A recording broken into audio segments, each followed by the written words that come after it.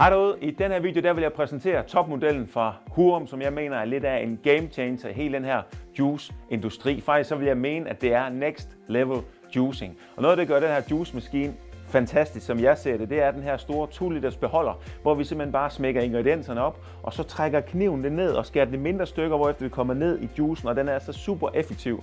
Den har en udnyttelsesprocent på mellem 60 og 70. Det vil sige, stopper du 1 kilo ingredienser hernede, det er det, der kan være i beholderen, så får du altså mellem 6 og 700 ml saft ud. Det er genialt. Så det er meget simpelt. Punkt 1, du vasker ingredienserne. Punkt 2, du stopper det her ned. Punkt 3, du tænder for maskinen fuldstændig på samme måde som en kaffemaskine. Så går du væk, og så venter du de der 3-4 minutter, så har du altså et lækkert, stort glas friskpresset juice. Så det er simpelt. Så lad os komme i gang med at juice, så I lige kan se, hvordan den virker. Og jeg har altså testet maskinen i et par måneder, og jeg er meget tilfreds. Jeg er faktisk ovenud tilfreds. Jeg synes, det er et genialt koncept. Det vi har tænkt os at kaste os ud i her, eller det jeg har tænkt mig at kaste mig ud i, det er nogle grønne ingredienser. Så her kommer vi noget grønkål ned. Vi kører det grønne tema her. Vi skal have noget spinat dernede. Men den er altså også fantastisk, vil jeg skynde mig at sige, til hårde rodfrugter osv. Jeg har gjort, hvad jeg kunne for at tage livet af den. Vi kan putte noget agurk dernede. Som I kan se indtil videre, så har jeg ikke brugt nogen kniv. Jeg brækker bare tingene, kommer det herned. Lidt mere grønkål. Vi skal også have noget broccoli herned. Og man kan altså også bruge selve stokken fra broccolien her. Det kan I også lige se. Kommer også bare ned. Så tager den frække fennikel med, der står her ved siden af. Den giver sådan en dejlig lakridsagtig smag. Og kombinationen af lime og fennikel er altså virkelig lækker.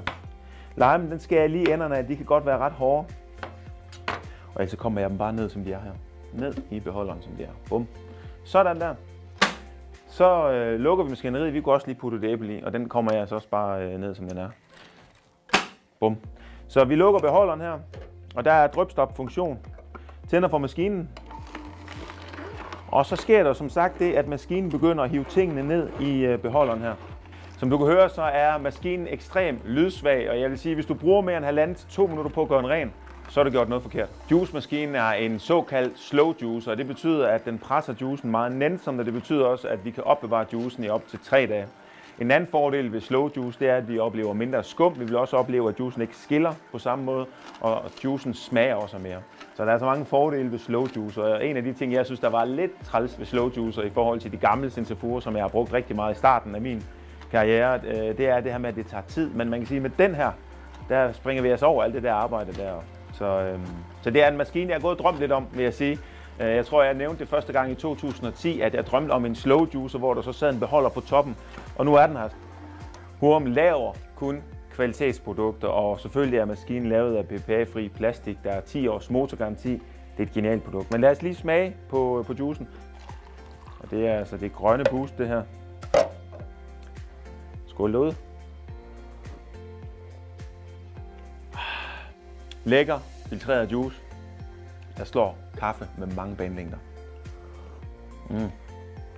Jeg ved godt, hvad for en maskine jeg skulle vælge, hvis jeg skulle vælge mellem en kaffemaskine og sådan en juicemaskine. Og det er jo tankevækkende, hvor mange penge der bliver brugt på kaffemaskiner derude. Så det her, det er altså fremtidens kaffemaskine.